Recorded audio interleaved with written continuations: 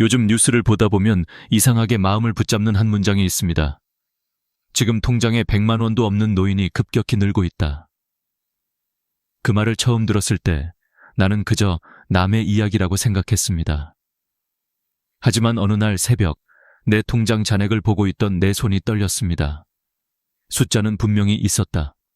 그러나 그 숫자가 안전이 아니라 끝에 가까워지고 있다는 걸 직감했습니다. 그때부터였습니다. 정말 괜찮을까? 나도 저 통계 속 한 사람이 되는 건 아닐까?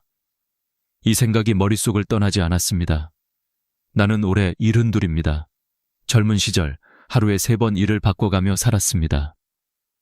새벽엔 신문을 돌리고 낮엔 공장에서 밤엔 식당에서 접시를 닦았습니다. 돈을 벌면 아내와 아이들에게 주는 게 당연하다고 여겼습니다. 그땐 가족을 위해란 말이 모든 고생을 덮어주는 주문 같았죠. 그렇게 40년을 버텼습니다. 하지만 지금은 그 주문이 나를 가난으로 데려온 마법이었음을 뒤늦게 깨닫습니다. 얼마 전 오래 알고 지낸 친구 영철이에게서 전화가 왔습니다. 야, 요즘 어떻게 지내냐? 그의 목소리는 평소보다 낮고 거칠었습니다. 잠시 뜸을 들이더니 그가 말했습니다.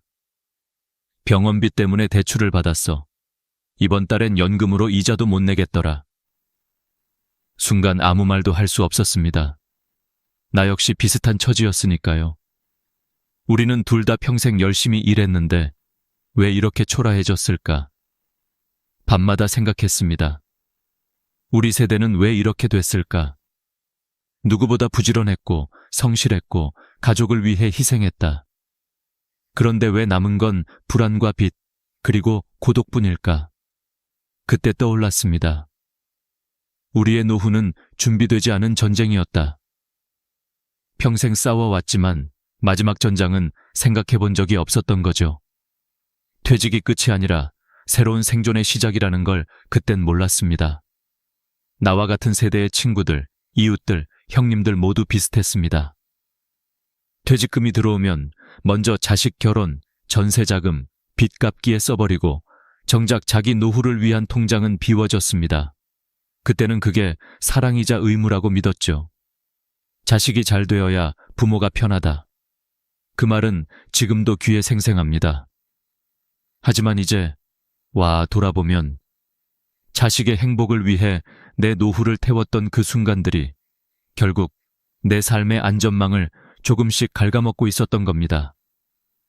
어느 날 저녁, 집 앞 공원 벤치에 앉아 노을을 보고 있었습니다. 옆에 앉은 노인이 말했습니다. 이 나이 되면 돈보다 잠이 문제야. 잠을 자도 마음이 편치 않거든. 나는 고개를 끄덕였지만 속으로는 다른 생각을 하고 있었습니다. 내겐 돈이 문제였습니다. 잠을 못 자는 이유가 불안이었으니까요. 그날 밤 불 꺼진 방 안에서 휴대폰 화면 불빛만 켜둔 채 잔액 조회를 눌렀습니다. 그 숫자가 이상하게 차갑게 느껴졌습니다. 내가 평생 쌓아 올린 시간보다 훨씬 작고 가벼운 숫자. 하지만 그 숫자가 내 노후의 무게였습니다. 그제야 알았습니다. 우리 세대의 불안은 가난 때문이 아니라 그 가난이 너무 갑작스럽게 다가오기 때문이라는 걸요. 준비하지 못한 끝은 늘 공포로 돌아옵니다. 그리고 그 공포는 아무리 강한 사람이라도 무너뜨립니다. 그날 이후 나는 결심했습니다. 이제라도 진짜 현실을 마주하자. 나는 다시 내 통장을 열고 어떻게 살아야 이 불안을 이길 수 있을지를 하나씩 써 내려가기 시작했습니다. 그때부터였습니다. 내 인생의 후반전이 비로소 진짜로 시작된 건 젊은 시절 우리는 그야말로 일만 알고 살았습니다. 새벽 어둠이 걷히기도 전에 나가고 밤이 완전히 내려앉아야 겨우 돌아오는 삶. 그렇게 30년, 40년을 보내는 동안 한 번도 내 인생이 어디로 가는가를 묻지 않았습니다. 왜냐하면 물을 여유조차 없었으니까요. 세상은 빠르게 변했고 우리는 늘 그 뒤를 쫓아야 했습니다. 내 인생의 대부분은 가족을 위해 쓰였습니다. 아이들의 학비, 결혼자금, 전세 보증금, 그리고 부모님 제사비까지. 월급날 통장을 건네며 이번 달도 무사히 넘겼다는 안도감에 잠깐 미소 지었을 뿐 정작 내 이름으로 된 저축은 단 한 번도 자랑스럽지 못했습니다. 그땐 그게 당연한 줄 알았습니다. 아버지 세대는 가족을 위해 사는 게 미덕이다. 이 한 문장이 모든 걸 정당화했죠. 퇴직을 앞두고 처음으로 쉬어보자고 생각했을 때 마음 한켠이 이상했습니다. 일 없이는 살아본 적이 없었으니까요. 하지만 현실은 더 냉혹했습니다. 회사에서 떠난 그 다음 날, 세상은 나를 더 이상 필요로 하지 않았습니다. 전에는 매일 울리던 전화가 멈췄고 내 이름을 부르는 사람도 줄었습니다. 그리고 한 달, 두 달이 지나자 그 빈 시간이 공포로 변했습니다. 이제 나는 어디에 써야 할까? 그 질문이 가슴을 짓눌렀습니다. 주변을 보면 다들 비슷했습니다. 같이 퇴직한 친구들은 처음엔 여행도 가고 골프도 치며 인생 제2막을 즐겼지만 1년이 지나자 표정이 달라졌습니다. 통장이 빠르게 줄어드는 걸 느끼면서부터였습니다. 누구는 집을 팔았고 누구는 대출을 냈습니다. 그중 하나, 내 고등학교 동창인 병수는 어느 날 이렇게 말했습니다. 야, 우리가 평생 일했는데 왜 이렇게 불안하냐? 그 많던 세월의 노력은 다 어디로 간 거냐? 그 말이 오래 마음에 남았습니다. 돌이켜보면 우리 세대는 돈을 버는 법은 배웠지만 지키는 법은 배우지 못했습니다. 그리고 감정적으로는 강했지만 경제적으로는 무방비 상태였습니다. 자식이 대학만 가면, 결혼만 하면 이제 좀 편하겠지. 그렇게 스스로에게 위로했지만 현실은 달랐습니다. 아이들이 독립하고 나서야 깨달았죠. 이제는 도와줄 사람도 기대할 사람도 없다는 걸요. 어느 날 옆집 김어르신이 쓰러졌다는 소식을 들었습니다. 평생 공무원으로 일한 분이었는데 병원비 때문에 집을 팔고 월세로 옮겼다고 합니다. 그분이 남긴 말이 잊히지 않습니다. 평생 남을 위해 살았는데 마지막은 나 자신을 위해 살아야 하지 않겠니? 그 말이 내 마음을 깊이 찔렀습니다. 그래서 나도 그날부터 내 삶을 돌아보기 시작했습니다. 나는 계산기를 들고 그동안 벌었던 돈을 대충 합산해 봤습니다. 40년 동안 모은 월급과 보너스를 다 합치면 6억 원이 넘습니다. 하지만 지금 내 통장엔 400만 원이 전부입니다. 그 돈은 다 어디로 갔을까요? 자식 결혼, 부모 병간호, 경조사, 대출 이자, 모두 사랑이라는 이름으로 흘러나갔습니다. 사랑은 분명 아름답지만 한 가지 사실을 잊고 살았습니다. 사랑에는 방향이 있어야 한다. 그 방향이 언제나 나를 완전히 지워버리는 쪽이었다는 걸 이제야 깨달은 겁니다. 그 후로 나는 사람들을 유심히 보기 시작했습니다.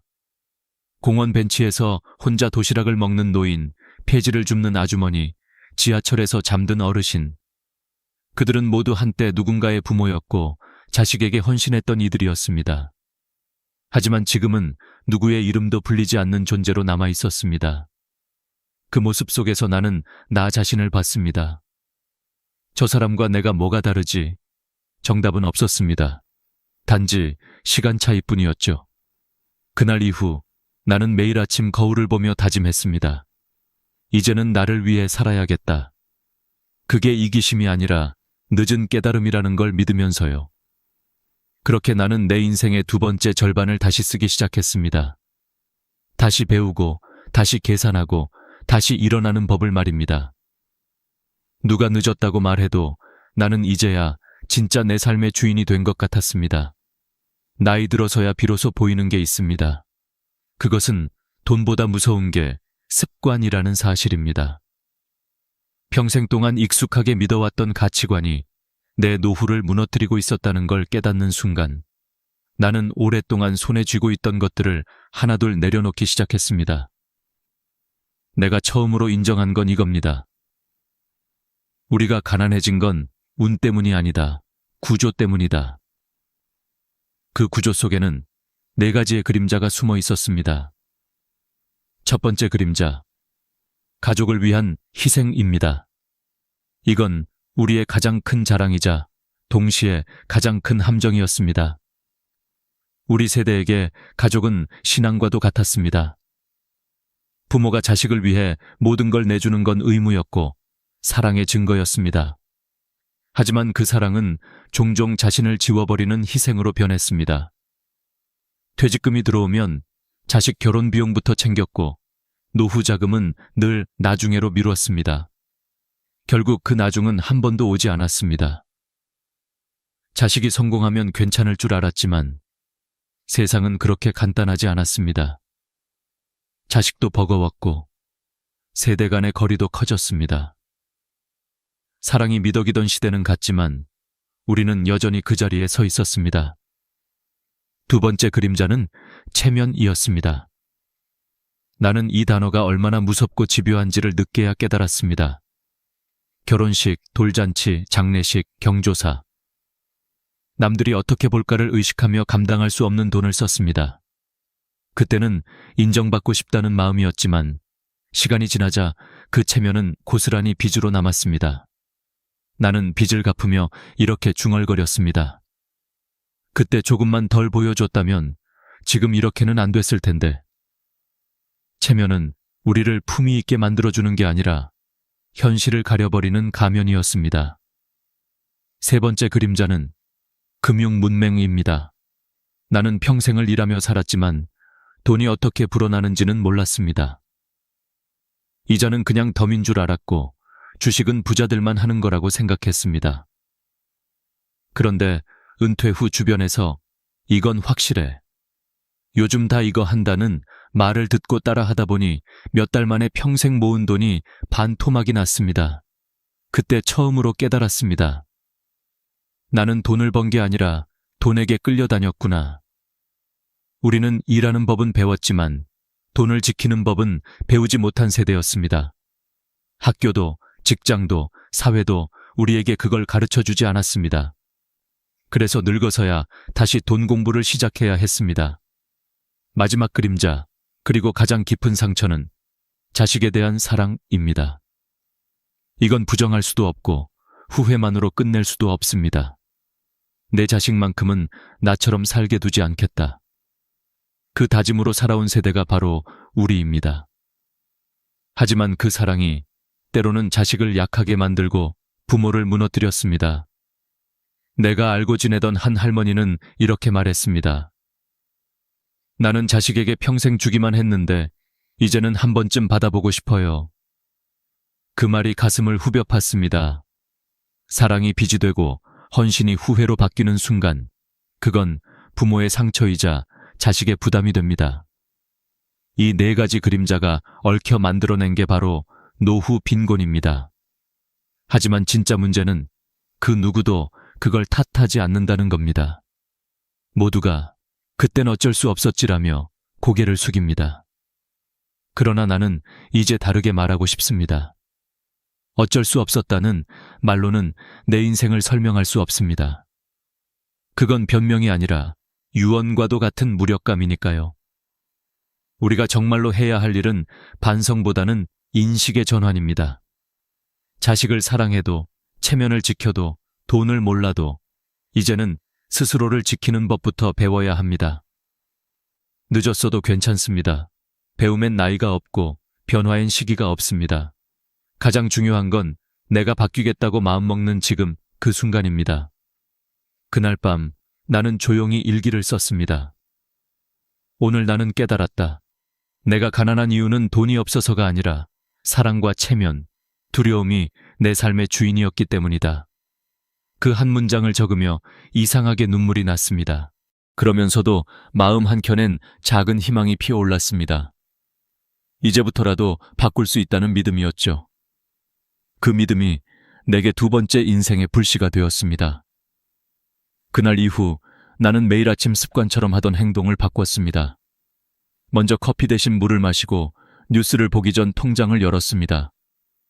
그 숫자를 보는 게 두려웠지만 피하지 않기로 했습니다. 왜냐하면 두려움을 인정해야 비로소 대책이 보이기 때문입니다. 처음엔 잔액을 보는 것만으로도 가슴이 쿵쾅거렸습니다. 이걸로 다음 달까지 버틸 수 있을까? 하지만 며칠 지나자 이상하게도 마음이 조금씩 편해졌습니다.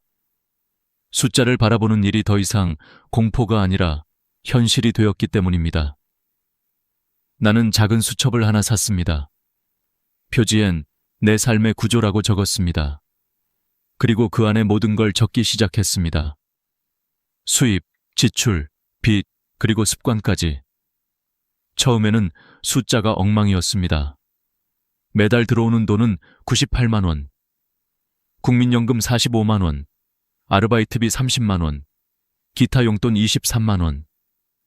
하지만 나가는 돈은 130만 원이었습니다. 매달 32만 원의 적자.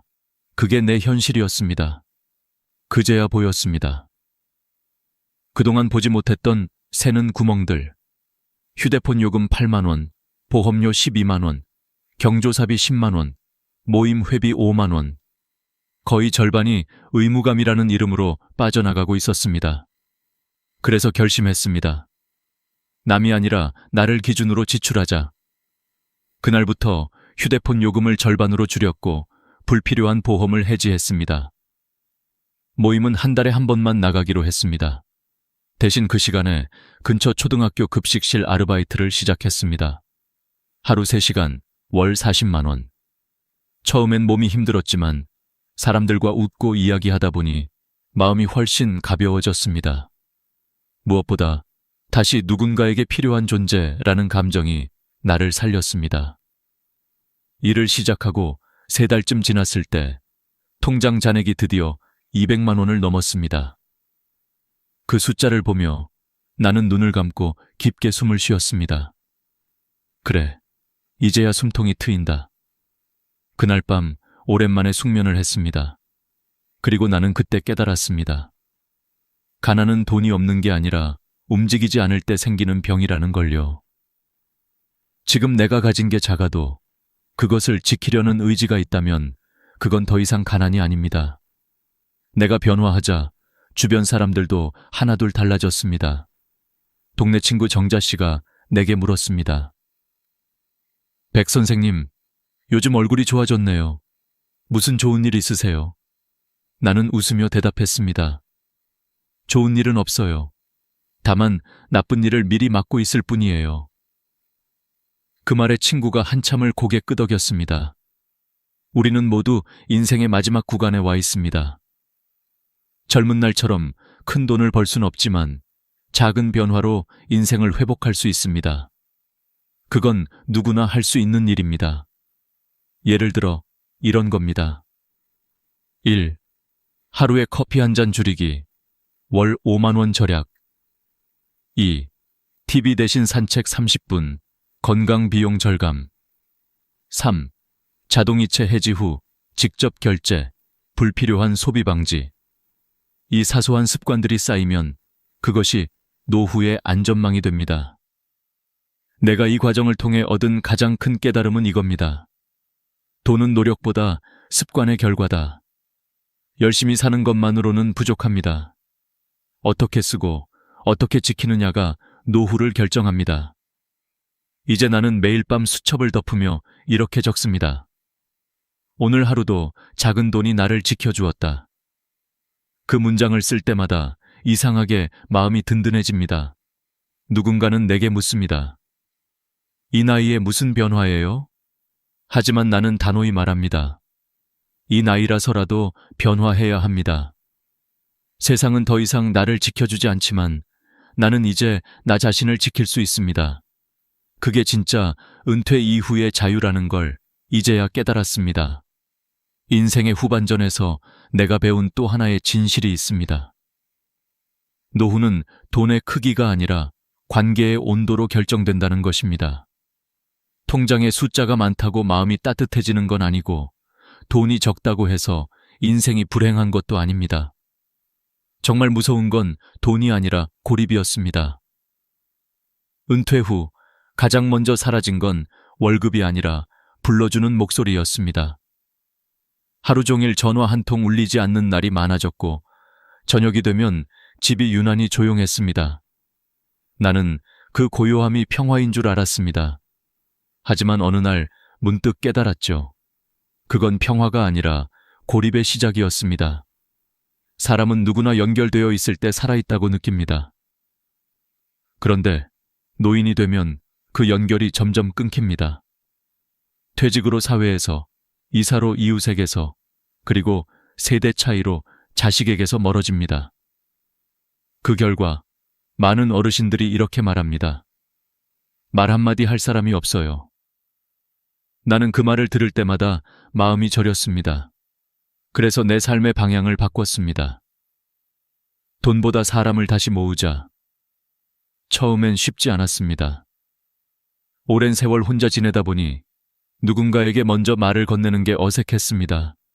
하지만 용기를 내어 하루 한 명씩 작은 인사를 건넸습니다. 오늘 날씨 좋네요. 커피 향이 참 따뜻하네요. 그 짧은 대화가 내 하루의 리듬을 바꿔놓았습니다.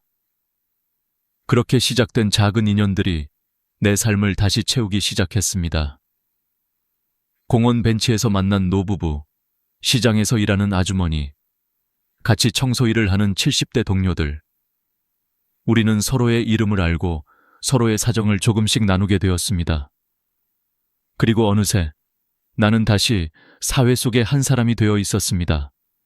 그 과정에서 깨달은 게 있습니다. 돈은 쌓을수록 고립을 부르고 나누면 관계를 부릅니다. 나는 매달 1만 원씩 이웃 사랑 성금을 내기 시작했습니다. 금액은 작았지만 그 돈이 세상과 나를 연결해주는 끈이 되었습니다. 그 덕분에 나는 다시 누군가의 이름으로 불렸습니다. 기부자 백지수님, 그 단어가 나를 다시 살아있게 만들었습니다. 어느 날 같은 봉사 모임에서 만난 한 할머니가 내 손을 잡고 말했습니다. 선생님, 덕분에 오늘 참 기분이 좋아요. 오랜만에 누군가와 밥 먹었네요. 그 순간 알았습니다. 내가 받은 게 더 컸다는 걸요. 내가 준 건 1만 원이었지만 받은 건 사람의 온기였습니다. 가난은 단지 통장의 문제가 아닙니다. 누군가 내 이름을 불러주지 않을 때 그때부터 마음이 가난해집니다. 그래서 나는 매일 나 자신에게 이렇게 말합니다. 백지수야, 오늘도 누군가와 연결되어 있니? 그 질문 하나가 내 하루를 지탱합니다. 여러분, 지금 이 영상을 보고 계신다면 그 자체로도 이미 연결되어 있는 겁니다. 혼자가 아닙니다. 우리의 이야기를 나누는 이 시간은 서로의 삶을 위로하고 다시 일어서게 만드는 힘이 있습니다. 나는 이제 깨닫습니다. 노후의 진짜 적은 가난이 아니라 단절이고 진짜 부는 금액이 아니라 관계입니다. 그리고 그 관계를 지키는 첫걸음은 나부터 먼저 손 내미는 용기라는 걸요. 오늘 하루 여러분도 작은 인사를 건네보세요. 이웃에게, 가족에게, 혹은 오래 연락하지 못한 친구에게. 잘 지내요. 그 한마디면 충분합니다. 그 말이 누군가의 하루를 밝히고 당신의 마음을 따뜻하게 할 겁니다. 인생의 마지막 계절에 필요한 건 크고 화려한 재산이 아니라 내 이름을 기억해주는 단 한 사람입니다. 그 한 사람이 있다면 그건 이미 성공한 노후입니다. 이제 나는 노후를 두려움이 아니라 배움의 시간으로 받아들입니다. 젊은 시절엔 앞만 보고 달렸지만 지금은 멈춰서 뒤를 봅니다. 그 안에는 후회도, 감사도, 그리고 깨달음도 함께 있었습니다. 그중 가장 깊게 남은 건 이 한 가지입니다. 돈보다 중요한 건 마음의 자세다. 나는 오랜 시간 돈을 목표로 삼고 살았습니다. 돈이 있어야 안전하고 행복할 거라고 믿었습니다. 하지만 세월이 지나고 보니 돈은 도구일 뿐이었습니다. 도구는 어떻게 쓰느냐에 따라 삶을 살리기도 망치기도 합니다. 그걸 깨닫고 나니 비로소 지혜로운 노후의 의미가 보이기 시작했습니다.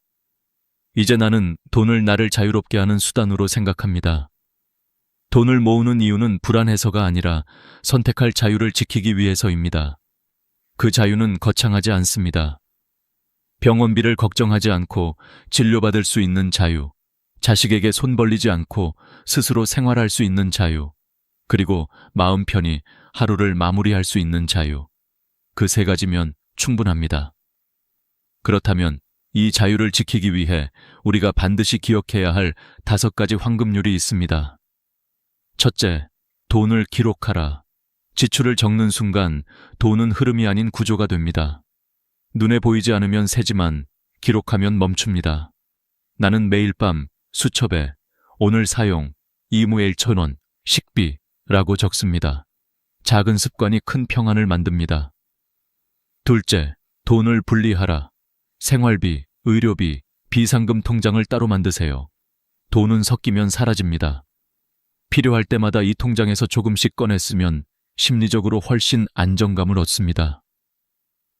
셋째, 돈을 움직여라. 은행 이자를 원망하지 말고 정부 제도부터 활용하세요. 기초연금, 노인 일자리, 에너지 바우처, 의료비 지원 등 우리가 알지 못한 혜택이 수도 없이 많습니다. 정보는 곧 돈입니다. 찾는 자만이 얻습니다. 넷째, 돈보다 사람을 남겨라. 돈은 쓰면 줄지만 관계는 나눌수록 늘어납니다. 도움을 주는 손보다 도움을 줄 수 있는 사람이 되면 그 자체가 가장 큰 부자입니다. 다섯째, 돈으로 마음을 지켜라. 돈이 나를 흔들지 않게 감사와 절제가 중심이 되는 습관을 가지세요. 나는 매일 아침 이렇게 다짐합니다. 오늘도 돈보다 마음이 크길. 이 5가지를 꾸준히 실천하면 노후의 불안은 어느새 사라지고 삶은 훨씬 단단해집니다. 물론 쉽지는 않습니다. 하지만 포기하지 않는 한 반드시 바뀝니다. 나는 이제 매일 아침 햇살이 들어오는 순간 스스로에게 인사합니다. 백지수, 오늘도 잘 버텼다. 이제는 누가 나를 인정해주지 않아도 괜찮습니다. 왜냐하면 나는 내 인생의 마지막을 스스로 지켜내고 있으니까요. 그리고 여러분께 꼭 전하고 싶은 말이 있습니다. 지금 통장에 얼마가 있든, 지금 나이가 몇이든 당신의 인생은 아직 끝나지 않았습니다. 지금 이 순간 현실을 직면하고 한 걸음만 내디디면 그게 바로 인생의 새로운 시작입니다. 우리가 살아온 세대는 늘 주고 참으며 버텼습니다. 그건 약함이 아니라 강함의 증거입니다. 이제는 자신을 위해 그 강함을 써야 할 때입니다. 오늘 이 이야기가 여러분의 마음에 작은 불빛이 되어주길 바랍니다. 그 불빛이 어둠 속에서도 방향을 잃지 않게 해줄 겁니다. 그리고 그 불빛들이 모이면 우리 세대 전체가 다시 따뜻하게 빛날 수 있습니다. 여러분, 이제 자신에게 이렇게 말해주세요. 나는 늙은 게 아니라 여전히 배워가는 중이다. 그 말 한마디가 인생의 마지막 계절을 가장 아름답게 만들어줄 겁니다. 오늘 이 영상을 끝까지 들어주신 모든 분들께 진심으로 감사합니다. 이 이야기가 마음에 닿았다면 더 많은 어르신들이 이 사실을 알 수 있도록 좋아요와 구독, 알림 설정 꼭 눌러주세요.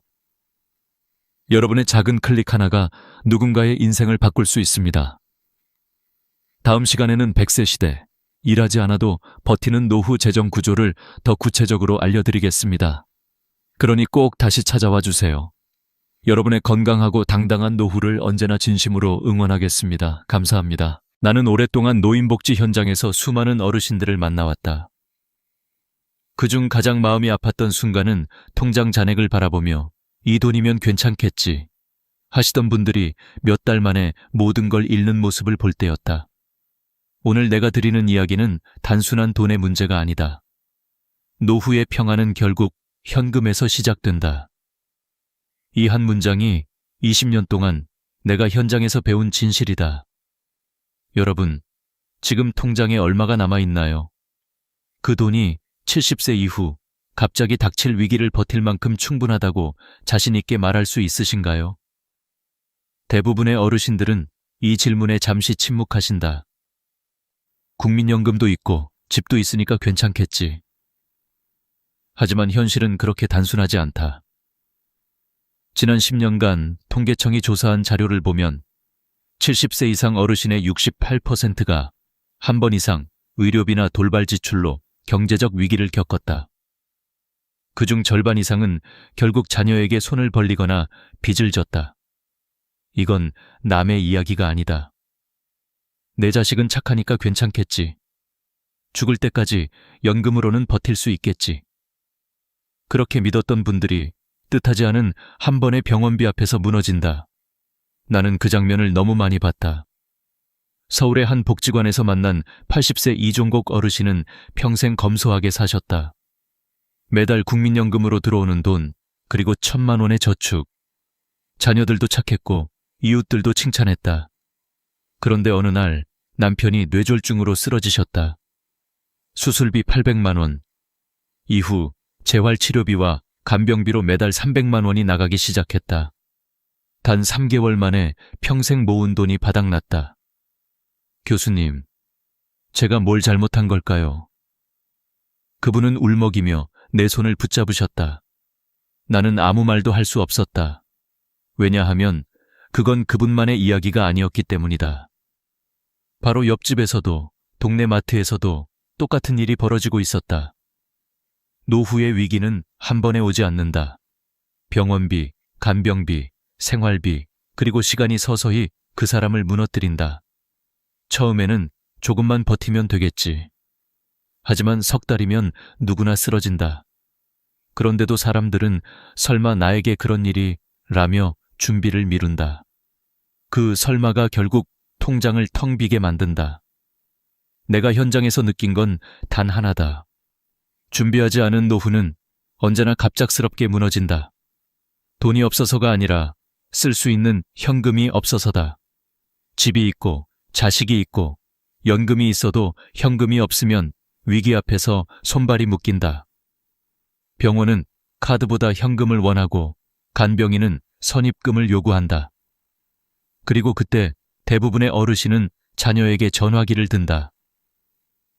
얘야, 이번 달은 좀 도와줄 수 있겠니? 그 순간 부모의 자존심은 무너지고 마음엔 죄책감이 자리 잡는다. 나는 그런 장면을 수없이 봤다. 자녀에게 폐 끼치고 싶지 않다는 마음으로 평생을 살아온 세대. 그들이 결국 자녀에게 도움을 청해야 하는 그 현실. 그건 돈의 문제가 아니라 존엄의 문제다. 그래서 나는 이 영상을 통해 단호히 말씀드리고 싶다. 지금 통장에 있는 돈이 당신의 마지막 안전망이다. 그 돈을 지키는 방법, 그리고 늘리는 방법을 오늘 나는 정확히 알려드릴 것이다. 오늘 이야기를 끝까지 들으신다면 나는 적어도 내 노후만큼은 내 손으로 지킬 수 있다. 이 확신을 얻게 되실 것이다. 지금부터 말씀드릴 내용은 단순한 이론이 아니다. 20년 동안 실제로 어르신들과 함께한 생생한 기록이다. 병원비 때문에 통장을 비운 분들, 가족을 돕다가 노후가 무너진 분들, 그리고 그 모든 걸 다시 세운 분들의 진짜 이야기다. 오늘 나는 그 경험을 바탕으로 왜 현금이 노후의 마지막 생명줄이 되는가를 보여드릴 것이다. 이 영상을 끝까지 보신다면 당신의 통장은 단순한 숫자가 아니라 당신의 삶을 지켜주는 방패가 될 것이다. 지금 마음속으로 이렇게 다짐해 보시라. 나는 내 노후를 누군가에게 맡기지 않겠다. 내 손으로 준비하겠다. 그 결심이 바로 지금 당신 인생의 새로운 시작이다. 나는 종종 이런 말을 듣는다. 나는 평생 열심히 일했고 빚도 없고 자식들도 착하니 괜찮을 거예요. 그 말 속에는 묘한 안심과 동시에 작은 두려움이 섞여 있다. 왜냐하면 그분들 대부분은 성실하게 살면 괜찮다 라는 믿음에 의지하고 있기 때문이다. 하지만 나는 그 믿음이 얼마나 쉽게 무너지는지를 매일 목격한다. 몇 해 전 봄이었다. 서울 은평구의 작은 복지관에서 나는 63세 김명자 어르신을 만났다. 남편을 일찍 여의고 두 자녀를 혼자 키워낸 분이었다. 하루 세끼 밥을 챙길 시간도 없이 일했고 명절에도 쉰 적이 없었다. 그렇게 평생 모은 돈은 1,200만 원 남짓. 이제야 조금은 숨 돌릴 수 있겠다고 생각하셨다. 그런데 그해 겨울 큰아들이 사업 실패로 빚더미에 앉았다. 작은 딸은 이혼 후 두 손주를 데리고 친정으로 돌아왔다. 그날 어르신의 목소리가 아직도 귀에 남아있다. 교수님, 나는 자식들 원망 안 해요. 그냥 미리 알았더라면 조금이라도 준비했을 텐데요. 그 말에 나는 아무 대답도 할 수 없었다. 그분의 눈빛엔 후회보다 더 깊은 체념이 있었다. 김어르신의 월 연금은 120만 원.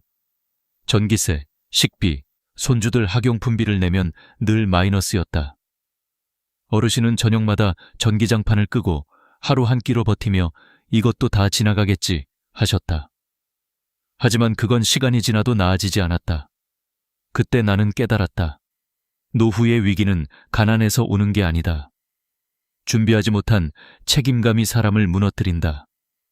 비슷한 시기 또 한 분의 이야기를 들었다. 65세 김상순 어르신은 정년 퇴직 후 누구보다 철저히 준비하셨다.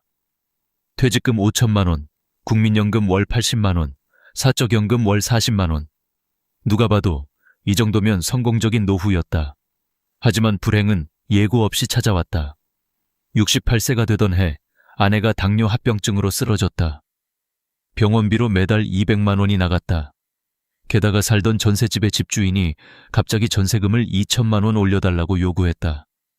김어르신은 통장을 열었다. 아직 5천만 원 있으니까 괜찮겠지. 하지만 불과 석 달 뒤 잔액은 2천만 원으로 줄어 있었다. 병원비 600만 원, 전세 추가금 2천만 원, 생활비까지 더하니 눈 깜짝할 사이에 사라진 것이다. 그제서야 어르신은 말했다. 교수님, 계산해보니 1년 반 후면 돈이 다 떨어질 것 같습니다. 그분은 절망했다. 성실히 일했고 한 푼도 낭비하지 않았고 남에게 폐를 끼친 적도 없었다. 그런데 인생의 마지막 10년 앞에서 그 모든 노력이 모래성처럼 무너졌다. 나는 그때 깨달았다. 성실은 필요하지만 대비 없이는 아무 의미가 없다. 우리가 젊을 때 배운 근면과 절약은 노후의 폭풍 앞에선 그저 낡은 우산일 뿐이다. 비바람은 준비된 사람만 피할 수 있다. 나는 종종 이런 질문을 던진다. 어르신, 지금 통장에 있는 돈이 6개월을 버틸 수 있을까요? 대부분의 분들이 잠시 멈칫한다. 그 6개월의 공백이 바로 노후 파산의 시작이다. 한번 병원비가 나가고, 한번 집세가 오르고, 한번 자식이 어려워지면 그제야 그때 조금만 준비했더라면 하며 눈물을 삼킨다. 이건 누군가의 실패담이 아니다. 우리 모두의 내일이 될 수 있는 경고다. 성실함만으로는 노후를 지킬 수 없다. 연금도, 집도, 자식의 효심도 완벽한 방패가 되어주지 못한다. 마지막 순간 우리를 지켜주는 건 즉시 꺼낼 수 있는 현금뿐이다. 지금 이 말을 듣고 계신다면 마음 한구석이 조금 불안해지실지도 모른다. 그 불안은 잘못된 게 아니다.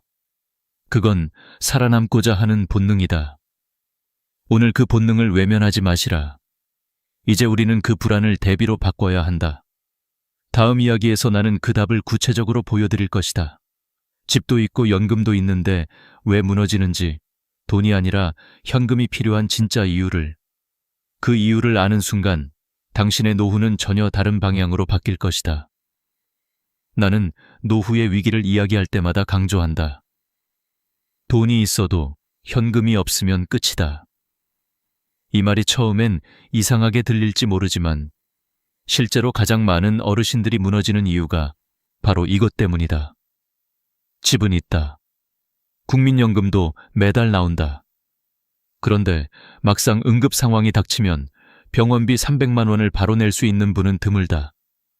통장엔 적금이 묶여 있고 부동산은 팔 수 없으며 연금은 다음 달을 기다려야 한다. 그 사이에 병원은 입금이 안 되면 수술을 미뤄야 합니다. 라고 말한다. 그 한 문장이 사람을 무너뜨린다. 내가 만난 75세 박영자 어르신이 그랬다. 남편이 갑자기 쓰러졌을 때 수술비로 1,000만 원이 필요했다. 그런데 어르신은 1억 5천만 원짜리 아파트를 가지고 있었지만 현금은 50만 원도 없었다. 결국 고금리 대출을 받아야 했다. 몇 년 동안 이자를 갚느라 생활이 더 힘들어졌고 그때마다 어르신은 이럴 줄 알았으면 조금이라도 현금을 준비할 걸 하고 후회하셨다. 이 이야기는 단지 한 사람의 실패담이 아니다. 우리 사회 전체가 돈과 현금의 차이를 착각하고 있는 현실을 보여주는 사례다. 노후 자산의 대부분이 부동산으로 묶여 있고 그 부동산은 위기 순간엔 아무 쓸모가 없다. 집은 팔리지 않고 세입자는 없고 대출은 어렵다. 결국 자산가 노인이 하루아침에 빈손 노인이 되는 것이다. 나는 그런 장면을 수도 없이 봤다.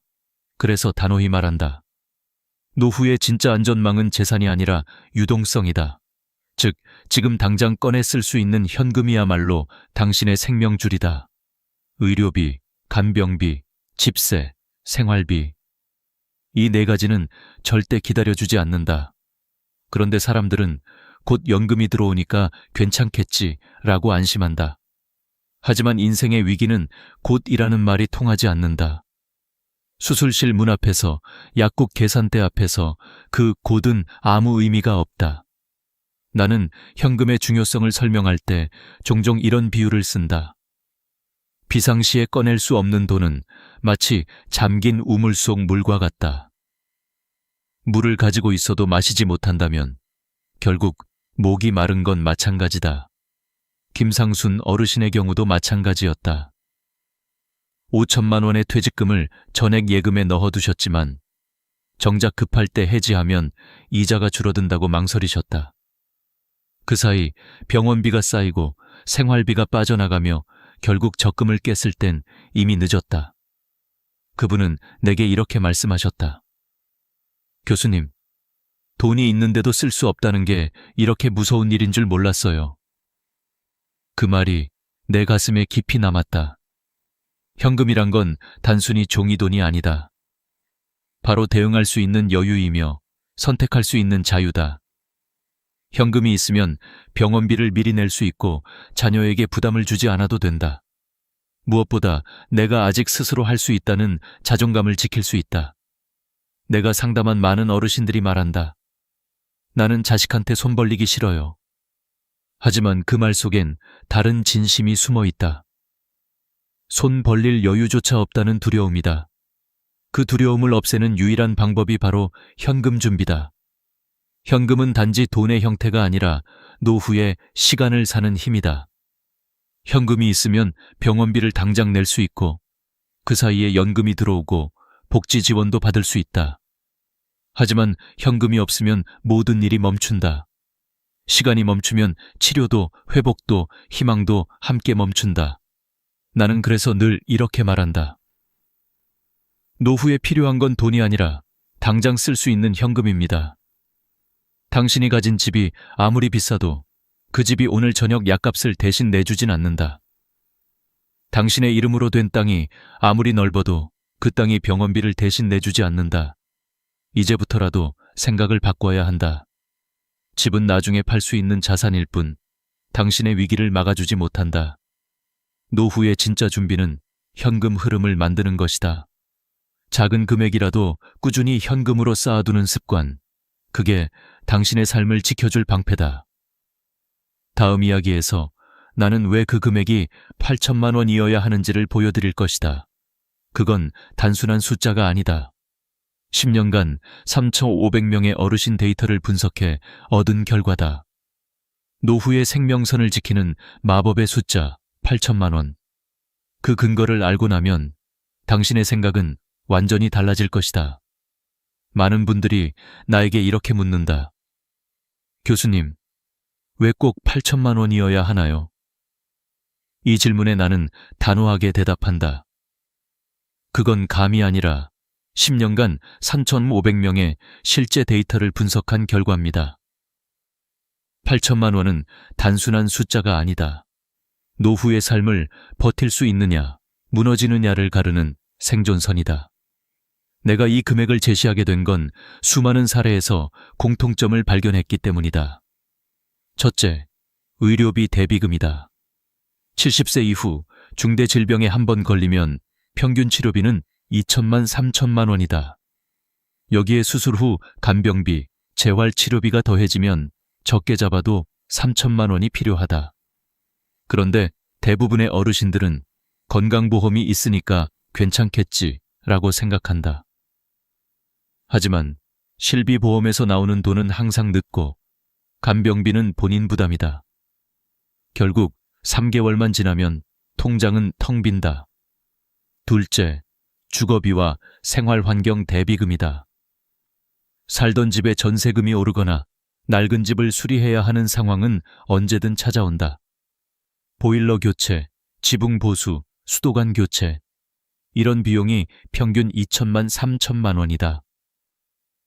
집은 있으니 괜찮다고 생각하지만 집은 돈을 만들어주지 않는다. 그때 필요한 건 바로 유동자금, 즉 현금이다. 셋째, 가족 지원비다. 자녀의 실직, 손주의 양육, 혹은 가족의 의료비 지원. 부모는 자식이 어려울 때 외면하지 못한다. 평균 1,000만 2천만 원이 이 부분에서 빠져나간다. 어르신들 대부분이 이렇게 말씀하신다. 나는 자식한테 폐 끼치고 싶지 않아요. 하지만 아이러니하게도 준비가 안 돼 있으면 결국 자식에게 더 큰 짐이 된다.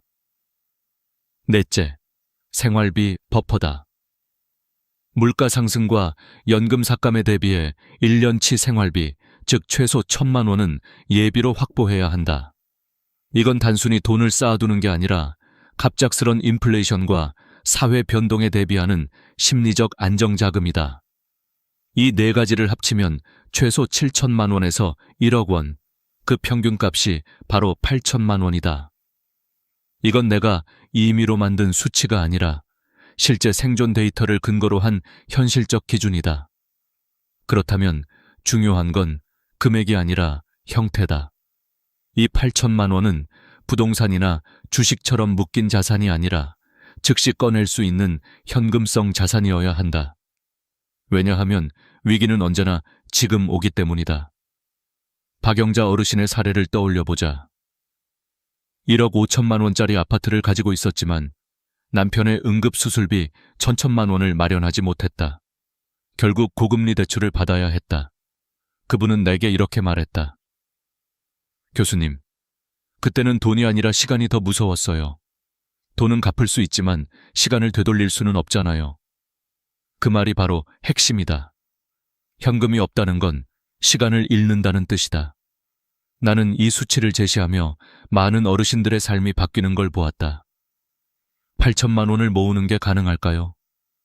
물론 쉽지 않다. 하지만 불가능하지도 않다. 실제로 62세 정모 어르신은 3-3-2 전략을 통해 5년 만에 7,500만 원을 모았다. 그 전략은 간단하다. 첫 번째 3은 3년 집중 저축이다. 퇴직금 일부를 활용해 매년 2천만 원씩 3년간 모은다. 이렇게 하면 6천만 원이 확보된다. 두 번째 3은 3가지 수입원 확보다. 국민연금, 사적연금, 그리고 소규모 부업, 청소, 경비, 운전, 배송 보조 등으로 월 50만 원 정도는 충분히 가능하다. 세 번째 뒤는 2년 추가 적립이다. 앞서 모은 6천만 원에 매년 저천만 원씩 2년을 더해 최종적으로 8천만 원을 완성한다. 이건 단순한 이론이 아니다. 실제 수백 명의 어르신들이 이 방법으로 현금 없는 불안한 노후를 현금이 있는 안정된 노후로 바꾸었다. 그리고 중요한 건 지금이라도 시작하면 늦지 않다는 것이다. 70세, 75세, 심지어 80세라도 자산 재구성과 제도 활용만으로 충분히 현금 3천만 5천만 원은 마련할 수 있다. 이건 의지의 문제가 아니라 구조의 문제다. 방법만 알면 누구나 가능하다. 다음 이야기에서 나는 그 구체적인 방법, 즉 나이에 상관없이 지금부터 8천만 원을 만드는 실전 전략을 공개하겠다. 이건 이론이 아니라 당신의 내일을 바꾸는 실제 행동 매뉴얼이 될 것이다. 알겠어요. 8천만 원이 필요하다는 건 이해했어요. 그런데 지금 나이에 그걸 어떻게 모으죠? 이건 내가 가장 많이 듣는 질문이다. 그리고 나는 이렇게 대답한다. 지금이라도 구조를 바꾸면 가능합니다. 첫 번째 전략은 자산 재구성이다. 대부분의 어르신들은 집 한 채에 모든 재산이 묶여 있다. 시가 1억 원짜리 아파트를 7천만 원짜리 소형으로 바꾸면 3천만 원의 현금이 생긴다. 이 돈은 단순한 여유 자금이 아니다. 위기 때 숨통을 트이게 해주는 생명선이다. 이렇게 해서 3천만 원만 확보해도 삶의 안정감이 완전히 달라진다. 두 번째 전략은 정부 제도 활용이다. 우리나라에는 생각보다 다양한 노후 지원 제도가 있다. 하지만 대부분의 어르신들은 몰라서 쓰지 못한다. 예를 들어 주택연금 제도를 이용하면 집값 3억 원짜리 주택을 담보로 매달 150만 원씩 평생 받을 수 있다. 농촌에 계신 분이라면 농지연금을 활용해 땅을 담보로 생활비를 확보할 수도 있다. 또한 각 지자체에는 생활안정자금, 저소득 노인 긴급지원제도 등이 있다. 이건 신청만 하면 된다. 서류 몇 장, 주민센터 한 번 방문으로 가능하다. 세 번째 전략은 가족자산 협력 전략이다.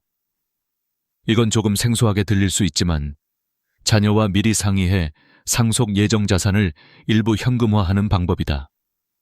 예를 들어 자녀가 부모의 집을 상속받을 예정이라면 그 집의 일부 지분을 미리 매입하는 식이다.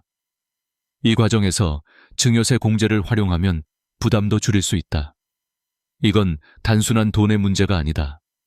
가족이 함께 노후를 지켜내는 협력의 과정이다. 나는 이런 가족 협력의 힘을 여러 번 봤다. 경기도 남양주의 72세 박종화 어르신은 자녀 2명과 함께 가족 재정회의를 열었다. 자녀가 매달 10만 원씩 부모님 계좌로 자동이체하도록 했고 그 돈을 비상금 통장에 모으셨다. 3년 후 그 통장은 720만 원이 되었고 그 돈으로 남편의 치과 치료비를 한 번에 해결하셨다. 그분은 내게 이렇게 말씀하셨다. 자식 도움받는 게 미안했는데 이건 서로 약속이니까 덜 부담돼요. 그게 바로 가족 협력의 진짜 의미다. 네 번째 전략은 332 실천 플랜의 응용 버전이다. 이미 65세를 넘으신 분들은 5년을 투자하기 어렵다. 그럴 땐 3+2 압축 전략을 쓴다. 즉, 3년간 집중 저축 후 2년은 소득 유지와 절약에 집중하는 방식이다. 첫 3년 동안은 연금 일부와 부업 수입을 합쳐 매달 50만 원씩 비상금 통장에 넣는다. 그럼 3년 후엔 1,800만 원이 생긴다.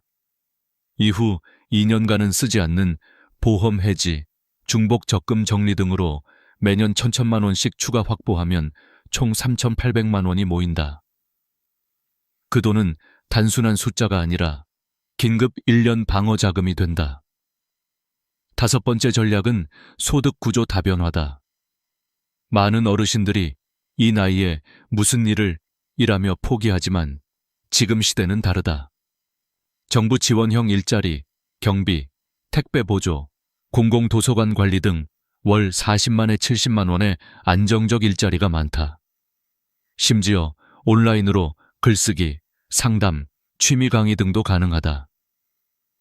하루 2-3시간, 일주일에 서너 번만 일해도 월 20만 원씩만 비상금 통장에 넣는다면 1년이면 240만 원, 5년이면 1,200만 원이다.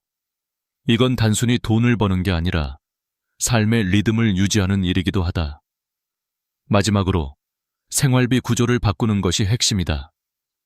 많은 분들이 내가 아낄 게 어디 있다고 하시지만 실제로 가계부를 써보면 불필요한 구독료, 보험 중복, 카드 이자 등으로 매달 현대 20만 원이 새어나간다. 그걸 바로잡으면 1년에 최소 200만 원이 남는다. 이건 절약이 아니라 재구성이다. 여기까지 들으셨다면 이렇게 생각하실지도 모른다. 그래도 그게 가능할까? 가능하다. 왜냐하면 나는 수백 명의 어르신이 이 단계를 직접 실행해 변화를 만든 걸 봤기 때문이다. 이건 결심이 아니라 시작의 문제다. 지금 시작하면 1년 후 당신의 통장은 다르게 보일 것이다. 다음 마지막 이야기에서는 이 모든 내용을 단 3일 안에 실행할 수 있는 3일 행동 계획으로 정리해드리겠다. 그건 단순한 계획표가 아니라 당신의 노후를 바꾸는 첫 번째 실행이 될 것이다. 이제 마지막입니다. 여기까지 들으셨다면 이미 마음속엔 하나의 결심이 생겼을 겁니다. 그래, 나도 지금부터 준비해야겠다. 하지만 결심만으로는 아무 일도 변하지 않습니다. 70세 이후의 노후 안전은 지식이 아니라 실행에서 시작됩니다. 그래서 저는 오늘 단 3일 안에 반드시 해야 할 3가지를 드리겠습니다. 이건 단순한 과제가 아닙니다. 당신의 미래를 바꾸는 첫 행동입니다. 첫째, 자산 점검표 작성. 오늘 집에 가자마자 종이 한 장을 꺼내세요.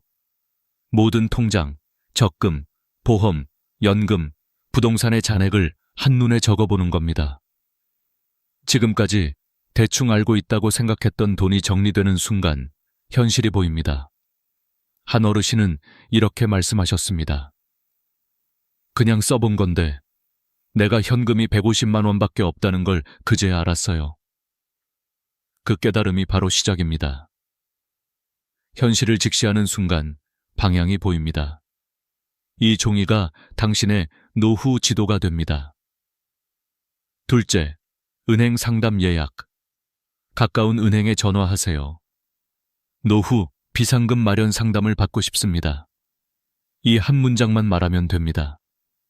이 말을 하는 순간부터 당신은 준비된 사람으로 분류됩니다.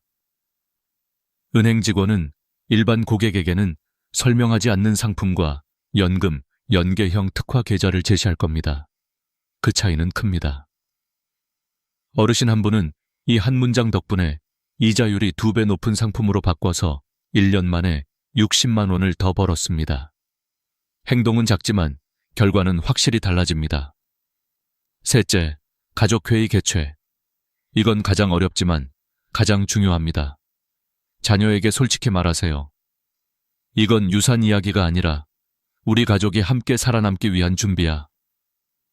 이 말은 오해를 막고 협력을 부릅니다.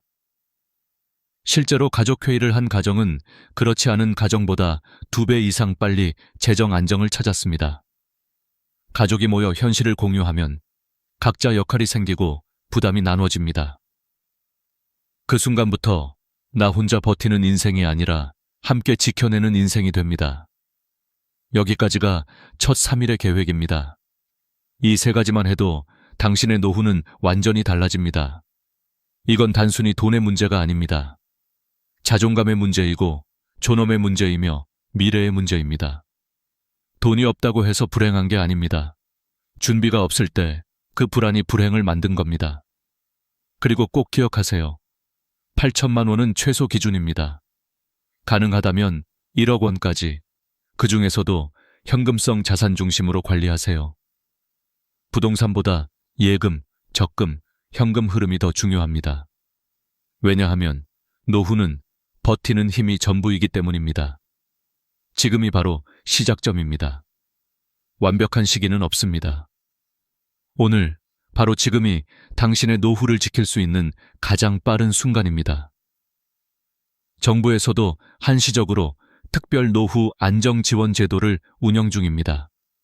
하지만 이번 달까지만, 그리고 선착순 3만 명만 가능합니다. 이미 2만 7천 명이 신청을 마쳤습니다. 관심 있으신 분은 지금 바로 지역 주민센터에 문의하세요. 그 한 통의 전화가 당신의 삶을 바꿀 수도 있습니다. 마지막으로 꼭 부탁드립니다. 이 영상이 조금이라도 도움이 되셨다면 좋아요와 구독, 그리고 공유를 눌러주세요.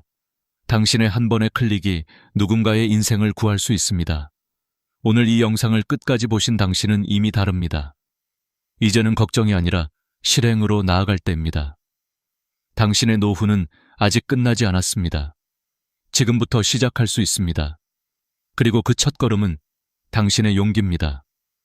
저는 복지 전문가 백지수였습니다. 끝까지 함께 해주셔서 진심으로 감사합니다.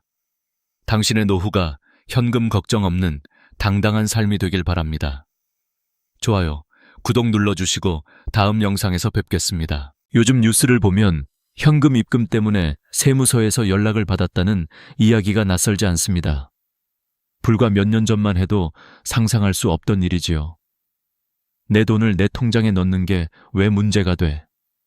많은 분들이 이렇게 생각하십니다. 하지만 지금은 그 단순한 행동 하나가 국세청 AI의 감시망에 포착될 수 있습니다. 이제 세상은 바뀌었습니다. 2025년 국세청은 사람이 아닌 인공지능이 24시간 금융 데이터를 분석하는 시대를 열었습니다. 단순히 고액 거래만 보는 게 아니라 패턴을 본다는 점이 핵심입니다. 금액보다 중요한 것은 어떤 방식으로 돈이 움직이느냐입니다. 예를 들어볼까요? 65세 김정호 씨는 가족 병원비를 마련하기 위해 현금 300만 원을 자신의 통장에 입금했습니다.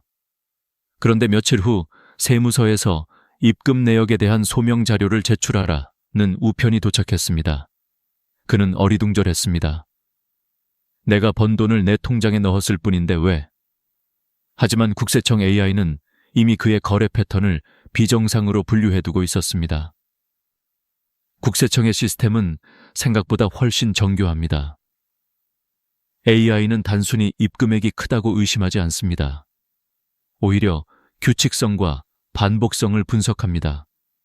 예를 들어 매주 같은 요일에 같은 금액을 입금한다면 자금 쪼개기로, 입금 후 곧바로 출금하면 자금 세탁 시도로, 가족 통장에 반복 입금하면 증여 행위로 판단합니다. 이런 패턴이 포착되면 사람의 개입 없이 자동으로 경고등이 켜지고 곧바로 출처 소명 요구가 발송됩니다. 즉, 금액보다 무서운 건 패턴입니다. 한 예로 김정호 씨의 입금 내역은 3번 연속 비슷한 금액 플러스 같은 요일 플러스 입금 후 단기 출금이라는 조건을 모두 충족했습니다.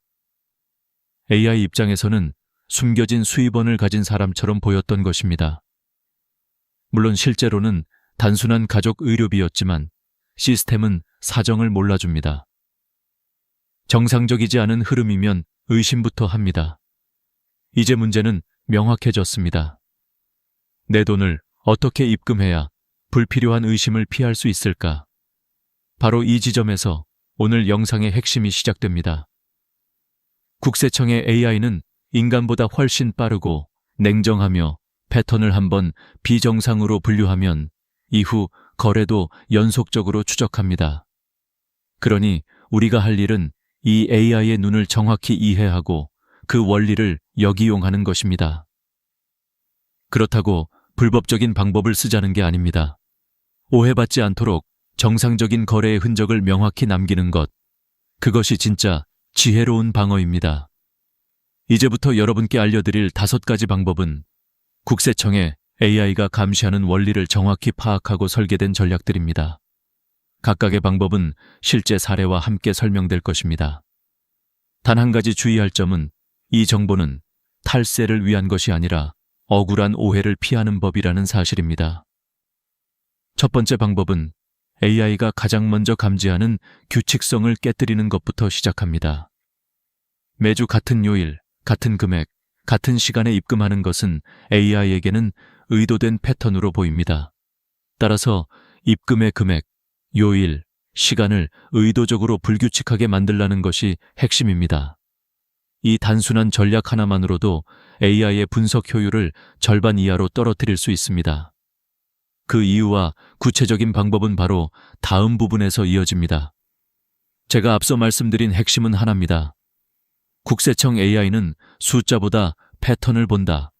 그리고 그 패턴이 의심스러우면 사람의 손길이 닿기 전에 이미 경보가 울린다는 것. 그렇다면 우리가 실생활에서 할 수 있는 일은 무엇일까요? 바로 AI가 좋아하는 규칙성을 의도적으로 해체하고 동시에 우리 거래의 정상성을 증명할 수 있는 흔적을 남기는 것입니다.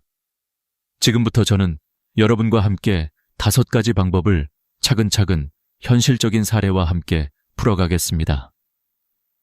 이 방법들은 복잡하지 않지만 한 가지 전제는 지켜야 합니다.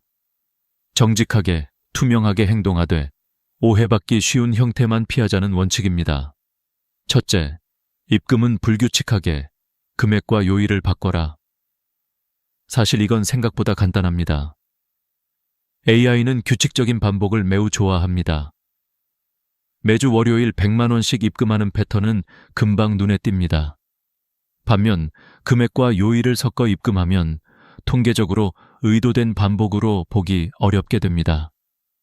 예를 들어 한 달 생활비로 현금 60만 원을 모아야 한다면 매주 15만 원씩 같은 요일에 넣지 말고 첫 주는 14만 원 수요일, 둘째 주는 16만 금요일, 셋째 주는 15만 원 화요일식으로 요일과 금액을 섞어보세요. 작은 변화만으로도 AI의 패턴 인식 확률을 크게 낮출 수 있습니다.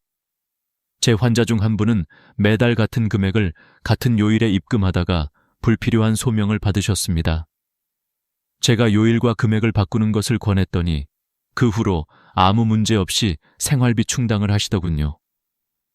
둘째, 입금 후 즉시 출금은 피하라. 시간차를 둬라. AI가 특히 의심하는 패턴 중 하나는 입금 직후 출금입니다. 누군가의 돈을 잠시 자신의 계좌로 경유시키고 바로 다른 사람에게 이체하는 패턴은 자금 세탁 모델의 전형이기 때문입니다.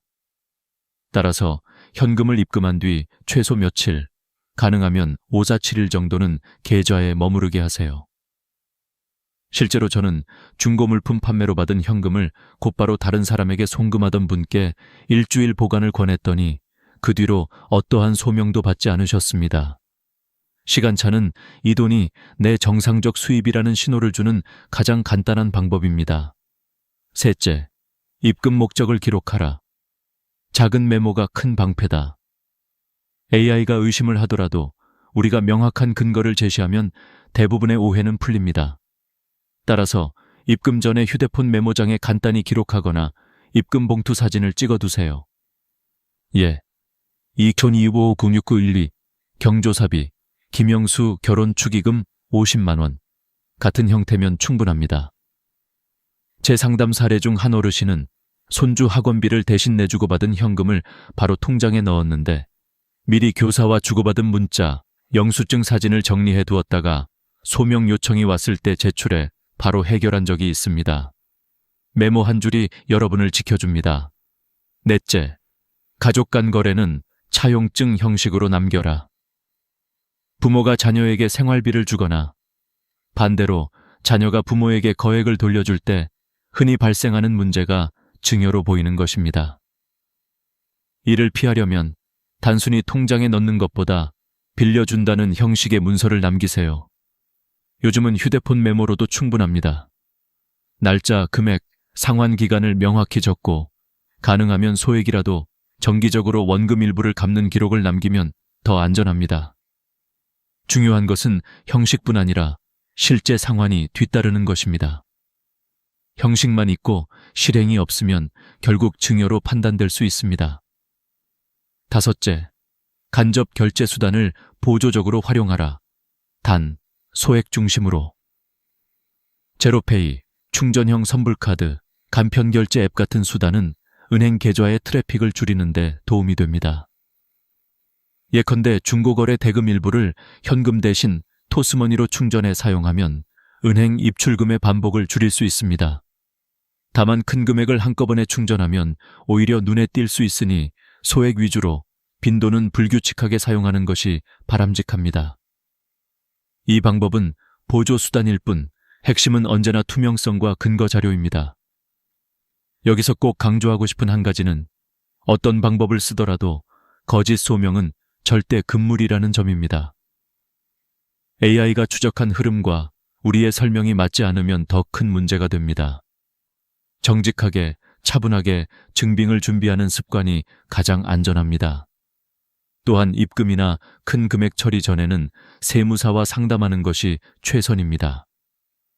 큰돈 한 번이 잘못되면 그 과정에서 겪는 스트레스와 시간, 비용은 되돌릴 수 없습니다. 이제 여러분께 현실적인 루틴 하나를 제안드립니다. 매달 현금이 필요할 것 같으면 한 달 단위로 인출 계획을 세우세요. 예. 매월 1일 50만 원, 15일 30만 원, 필요시 3-7일의 시간차 두기, 입금 시 메모 남기기, 가족에게 줄 돈은 차용증 작성. 이렇게 규칙을 만들되 AI가 좋아할 만큼 규칙적이지 않게 소소한 변형을 섞어주세요. 규칙이 있으되 반복적이지 않게 패턴을 만들지 않되 정당성을 확보하는 것, 이 균형이 핵심입니다. 오늘 이 부분을 마무리하며 한 가지 사실을 다시 드리고 싶습니다. 국세청의 AI는 우리를 무작정 괴롭히기 위해 존재하는 것이 아닙니다. 탈세나 불법 자금을 막기 위한 장치입니다. 그러나 정상적으로 살아온 사람이 억울하게 휘말리지 않도록 최소한의 방어 지식을 갖추는 것은 우리의 권리이자 책임입니다. 다음 부분에서는 실제 사례를 더 깊이 들여다보며 입금 후 소명 요청이 왔을 때 어떻게 차분하게 대응해야 하는지, 어떤 서류가 결정적으로 도움이 되는지를 구체적으로 알려드리겠습니다. 준비되셨죠? 현금 입금이 문제가 될 때 가장 당황스러운 순간은 바로 세무서에서 소명 요구서를 받는 그날입니다. 대부분의 사람들은 이게 뭐지? 내가 뭘 잘못했지? 라는 생각으로 머리가 하얘집니다. 하지만 두려워할 필요는 없습니다. 이 절차는 단순한 확인 요청일 뿐 세금 부과가 확정된 것도 아닙니다. 문제는 우리가 어떻게 대응하느냐에 달려 있습니다. 오늘은 실제 사례를 통해 소명 요청을 받았을 때 어떻게 해야 불필요한 오해를 피할 수 있는지를 구체적으로 살펴보겠습니다. 첫 번째 사례입니다. 박미정 씨는 결혼식 축의금으로 받은 현금 200만 원을 통장에 입금했습니다. 그런데 3개월 뒤 국세청에서 입금 내역의 출처를 소명하라는 통보서를 받았습니다. 그녀는 처음엔 놀랐지만 미리 준비해둔 자료 덕분에 빠르게 대응했습니다. 결혼식 청첩장, 축의금 봉투를 분류한 가계부, 입금 날짜와 금액 기록, 그리고 축의금을 보낸 친구들과의 메시지 내역까지 정리해 제출했습니다. 결과는 단 하루 만에 이상 없음 통보, 국세청 담당자조차 정리 잘하셨습니다 라고 말할 정도였다고 합니다. 여기서 중요한 포인트는 입금의 목적을 증명할 근거가 있느냐입니다. AI가 아무리 의심하더라도 사람이 마지막 판단을 내립니다. 따라서 우리의 목표는 이 돈은 내 정상적 수입이다 라는 근거를 명확히 보여주는 것입니다. 두 번째 사례입니다. 70세 김창호 어르신은 자녀에게 300만 원을 생활비로 전달하기 위해 현금을 입금했습니다. 그런데 며칠 뒤 소명 요구가 날아왔습니다. 국세청 시스템은 가족 간 자금 이동을 증여로 간주했기 때문이죠. 다행히 김 어르신은 입금 전날 간단한 차용증을 작성해 두었습니다. 2025년 5월 10일 아들 김도현에게 생활비 명목 300만 원 대여 6개월 내 상환 예정. 이 문서와 실제 상환 내역 일부를 제출하자 국세청은 즉시 증여가 아닌 대여 거래로 인정했습니다. 이 두 가지 사례는 단순하지만 강력한 교훈을 줍니다. AI의 감시는 피할 수 없지만 오해는 예방할 수 있다. 그렇다면 실제로 소명 요청을 받았을 때 어떻게 행동해야 할까요? 첫째, 절대 두려워하지 말 것. 이건 범죄 혐의가 아니라 사실 확인 절차입니다. 둘째, 즉시 자료를 모을 것. 입금 시점의 메모, 문자, 영수증, 거래 명세서, 가족 대화 기록 등 가능한 모든 자료를 한 곳에 모아야 합니다. 셋째, 감정적인 대응은 금물. 내가 뭘 잘못했냐는 태도는 오히려 상황을 악화시킵니다. 이 돈은 이런 사유로 입금했습니다 라고 차분히 설명하면 대부분의 경우 며칠 내로 해소됩니다. 그리고 넷째, 세무사 상담을 받는 것이 가장 현명한 선택입니다. 전문가는 어떤 서류가 가장 설득력 있는지를 압니다. 가령 상속받은 돈이라면 상속세 신고서, 피상속인 사망진단서, 유언장 사본을 첨부하라고 알려줍니다. 부동산 매매 장음이라면 매매계약서와 법무사 수수료 영수증을 함께 제시하면 훨씬 신뢰도가 높습니다. 이런 세부적인 증빙의 완성도가 결과를 좌우합니다. 한 세무사는 이렇게 말했습니다. AI는 의심을 만들고 사람은 확신을 만든다. 즉, AI의 판단을 사람이 바로잡을 수 있도록 준비하는 게 우리의 역할입니다. 마지막으로 꼭 기억하세요. AI가 보는 건 돈의 출처가 아니라 패턴입니다. 하지만 사람이 확인할 때는 증빙의 진정성을 봅니다. 그러니 우리는 두 단계를 모두 대비해야 합니다. 패턴을 불규칙하게 만들어 AI를 피하고 기록을 남겨 인간의 판단에 대비하는 것. 이 두 가지가 합쳐져야 비로소 완벽한 방어가 됩니다. 이제 다음 단계에서는 만약 여러분이 큰 금액을 한 번에 입금해야 할 때 어떤 서류를 준비해야 하는지, 또 해외에서 가져온 현금을 입금할 때 어떤 절차를 밟아야 안전한지를 구체적으로 알아보겠습니다. 이제 한 걸음 더 들어가 보겠습니다. 많은 분들이 가장 불안해하는 순간이 바로 이겁니다. 큰 돈을 한 번에 입금해야 할 때 어떻게 해야 하나요? 정답부터 말하자면 출처를 증명할 준비만 되어 있다면 아무 문제 없습니다. 문제는 돈 자체가 아니라 그 돈이 어디서 왔는가를 명확히 설명하지 못할 때 생깁니다. 국세청의 AI 시스템은 금액보다 이전 패턴과의 연관성을 분석합니다. 평소에 월 50만 원 정도의 입금만 있던 계좌에 어느 날 갑자기 3천만 원이 들어오면 AI는 즉시 비정상 자금 유입으로 분류합니다.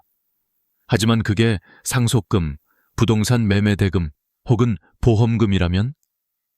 출처만 입증하면 그 즉시 문제가 해결됩니다. 그럼 구체적으로 어떤 자료가 필요할까요? 첫째, 상속받은 돈이라면 반드시 상속세 신고 내역과 피상속인 사망진단서, 그리고 유언장 사본이나 가족관계 증명서를 준비해야 합니다. 국세청은 이 세 가지 서류로 금액의 출처를 거의 확실히 인정합니다. 만약 상속세를 이미 납부했다면 납세 영수증을 함께 첨부하면 더 완벽합니다. 둘째, 부동산 매매 대금이라면 매매 계약서, 부동산 중개 수수료 영수증, 법무사 위임 내역, 등기부 등본을 준비하세요. 특히 부동산 자금의 일부를 현금으로 받은 경우 계약서에 현금 일부 지급이라는 문구가 들어가야 합니다. 이 한 문장이 나중에 큰 방패가 됩니다. 셋째, 사업 관련 현금이라면 세금 계산서, 사업자 등록증 사본, 거래 명세표, 매출 장부를 증빙으로 제출하세요. 특히 자영업자분들이 소규모 현금 매출을 입금할 때는 반드시 거래 상대방의 사업자 정보를 함께 기록해 두는 것이 좋습니다. 단순히 매출 대금 입금이라고만 적으면 신뢰도가 떨어지지만 식당 납품 대금이라고 적으면 AI와 사람 모두 납득할 수 있습니다. 이 단계에서 중요한 건 금액의 크기가 아닙니다. 모든 돈에는 이야기, 스토리가 있어야 한다는 사실입니다. 그 돈이 어떤 이유로 누구에게서 언제 들어왔는지를 기록해 두는 습관이 여러분을 보호합니다. AI는 숫자를 보지만 사람은 이야기를 봅니다. 그리고 그 이야기를 만드는 게 바로 여러분입니다. 그 다음으로 많은 분들이 혼란스러워하는 부분이 바로 해외에서 가져온 현금입니다. 이 부분은 조금 더 엄격합니다. 외환거래법에 따라 미화 1만 달러, 약 1,300만 원을 초과하는 현금을 들여올 때는 반드시 세관에 신고해야 합니다. 신고하지 않고 입국하다가 적발되면 단순 과태료가 아니라 형사처벌 대상이 될 수 있습니다. 또한 해외 현금을 은행에 입금할 때는 반드시 출처 증명 서류를 제시해야 합니다. 예를 들어 해외 소득이라면 해외 급여 명세서나 세금 납부 증명서, 해외 예금 인출이라면 해외 은행 인출 내역서 혹은 해외 유산 상속 증빙 서류를 제출해야 합니다. 이 절차를 제대로 밟지 않으면 AI는 불법 외환 반입으로 의심할 수 있습니다. 결국 중요한 건 절차의 투명성입니다. 정상적인 돈이라면 떳떳하게 신고하고 증거를 남겨두면 됩니다. 이제 현실적인 조언을 하나 드리죠.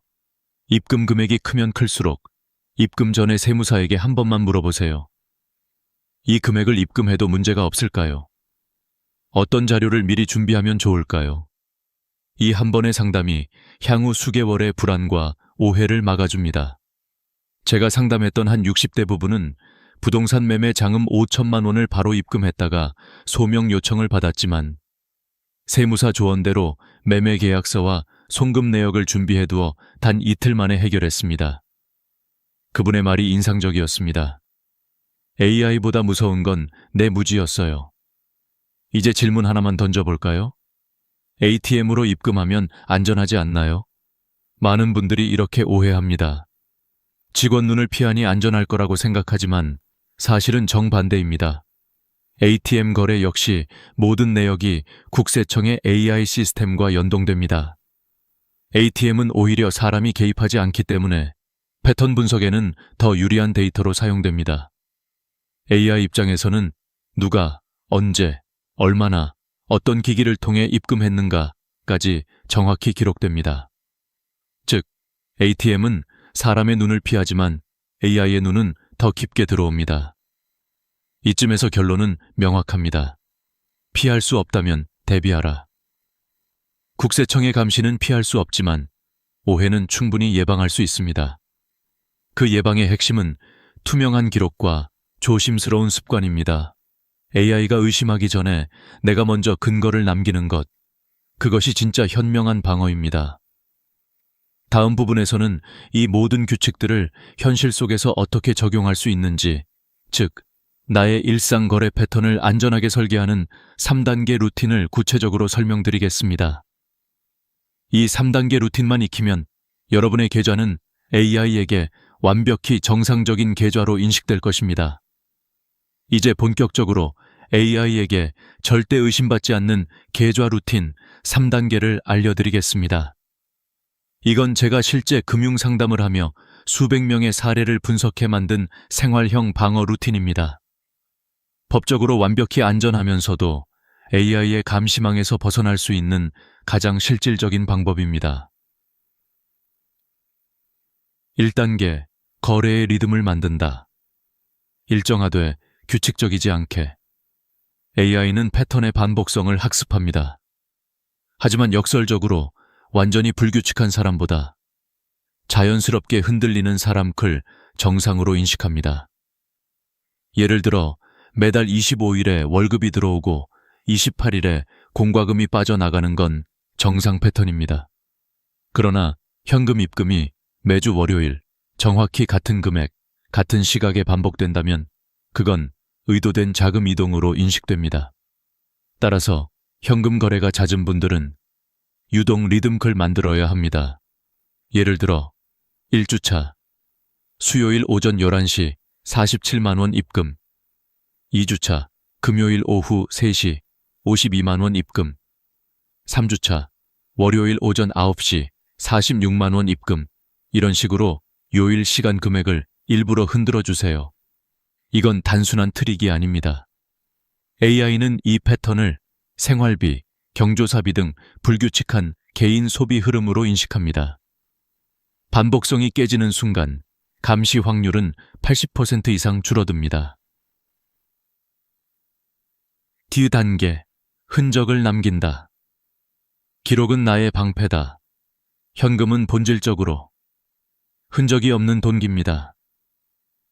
AI가 가장 싫어하는 게 바로 근거 없는 입금이죠. 따라서 여러분은 스스로 흔적을 만들어야 합니다. 그 방법은 간단합니다. 1. 휴대폰 메모장 기록법 입금 전 10초만 투자하세요. 예. 2025-17 병원비 납부 후 현금 잔액 60만 원 입금 2025-31 친구 빌려준 돈 상환받음 30만 원 입금. 이 영수증 사진 기록법, 경조사, 병원비, 개인 간 거래 등은 가능한 한 사진 1장만 남기세요. 휴대폰 갤러리에 입금 근거 폴더를 만들어 정리해두면 됩니다. 3통장 메모 활용법, 요즘 대부분의 은행 앱에는 입금 메모 남기기 기능이 있습니다. 이 한 줄이 소명 절차에서 결정적인 증거가 됩니다. 예. 입금 메모에 병원비, 잔액 입금, 중고 거래 대금 등 간단히 적기만 해도 충분합니다. 이런 작은 습관 하나가 나중에 수십 시간의 세무 대응을 줄여줍니다. 3단계, 심리적 안전지대를 만든다. 세무 불안 없는 마음 관리. 많은 분들이 국세청 AI 이야기를 들으면 괜히 마음이 불안해집니다. 혹시 나도 감시당하고 있는 건 아닐까? 하지만 기억하세요. 국세청의 목적은 벌을 주는 것이 아니라 정상 거래와 비정상 거래를 구분하는 것입니다. AI는 단지 데이터를 분류할 뿐 사람을 감시하지 않습니다. 따라서 가장 중요한 건 당당한 마음입니다. 내가 떳떳한 근거를 남겼다면 두려워할 이유가 없습니다. 국세청은 AI가 아니라 자료로 판단합니다. 저는 수백 건의 상담을 하며 깨달았습니다. 문제가 생기는 사람들의 90%는 잘못해서가 아니라 준비하지 않아서였습니다. 그리고 준비는 어렵지 않습니다. 오늘부터 여러분도 이렇게만 하세요. 입금 전 10초 메모, 입금 후 5일 이상 보관, 가족 거래 시 차용증 1장, 금액과 요일은 불규칙하게. 이 4가지만 지켜도 여러분의 통장은 국세청 AI에게 가장 정상적인 계좌로 분류됩니다. 작은 팁, AI보다 먼저 움직이는 습관. AI는 거래 후에 반응하지만 사람은 미리 준비할 수 있습니다. 입금하기 전에 스스로에게 질문해보세요. 이 돈의 이야기를 나중에 설명할 수 있을까? 그 질문에 바로 답할 수 없다면 아직 기록이 부족한 겁니다. 그때 바로 메모를 남기세요.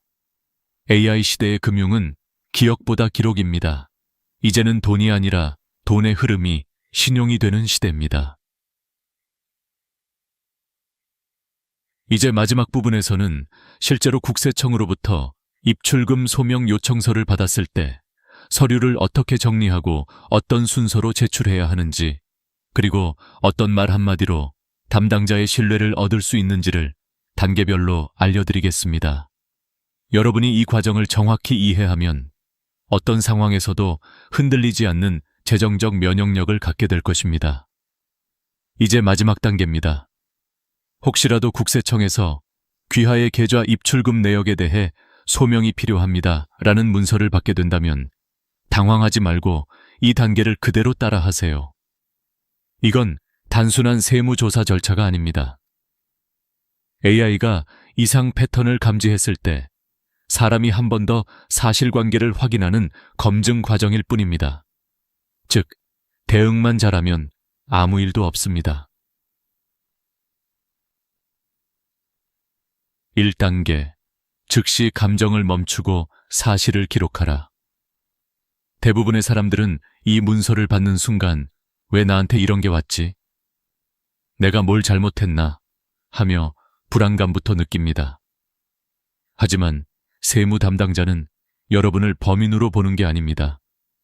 단지 데이터상으로 설명이 필요한 거래가 있다고 판단했을 뿐입니다.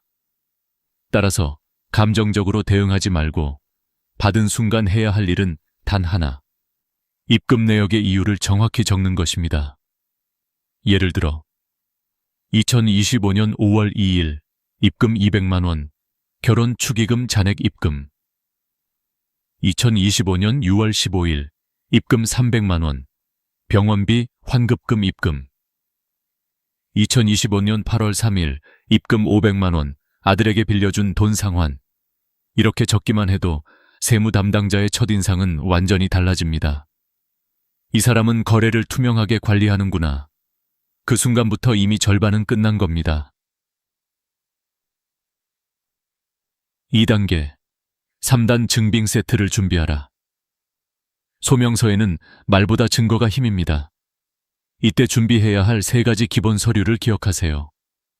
1. 입금 관련 근거자료, 영수증, 거래명세서, 문자대화, 사진, 메모 등 2. 자금 출처 확인서, 돈이 들어온 이유, 상속, 매매, 환급 등을 증명하는 서류, 3. 사용 내역 자료.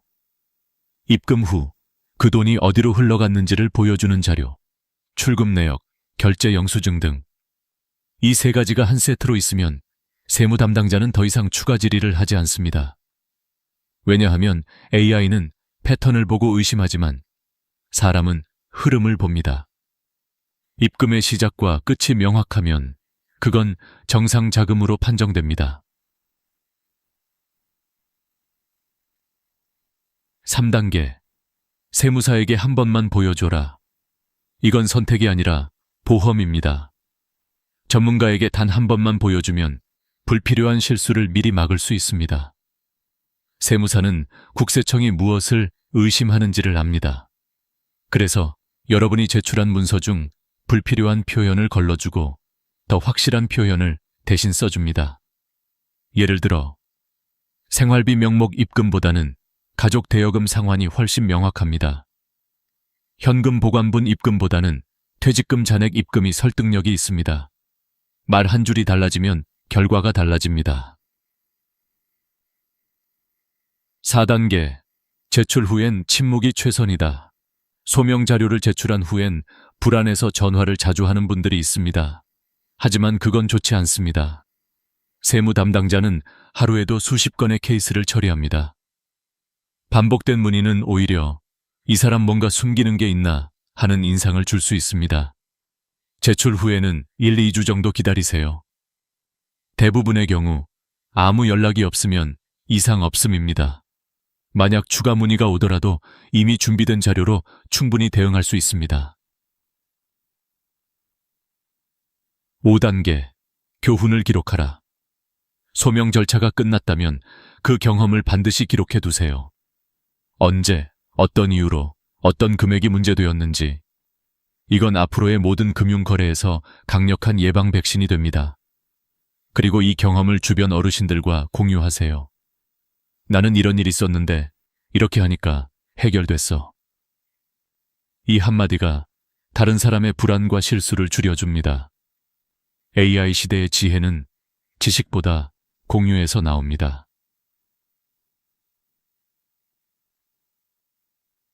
이제 정리해볼까요? 오늘 우리가 이야기한 모든 핵심은 단 하나로 귀결됩니다. AI는 데이터를 본다. 사람은 태도를 본다. 투명한 태도, 꾸준한 기록, 그리고 당당한 대응. 이 세 가지가 여러분을 보호합니다. 돈을 지키는 가장 현명한 방법은 두려워하지 않고 준비하는 것.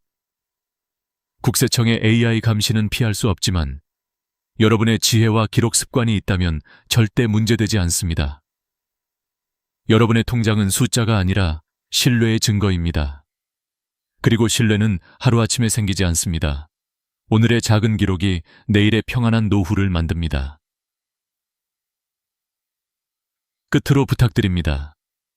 이 영상이 도움이 되셨다면 좋아요와 구독, 그리고 공유를 눌러주세요. 당신의 한 번의 클릭이 누군가의 재정적 불안을 지켜낼 수 있습니다. 현명하게 벌고 지혜롭게 지키는 세상, 그 여정에 제가 함께하겠습니다. 지금까지 여러분의 금융 동반자 지혜마당이었습니다. 오늘도 안전하고 평안한 하루 되세요.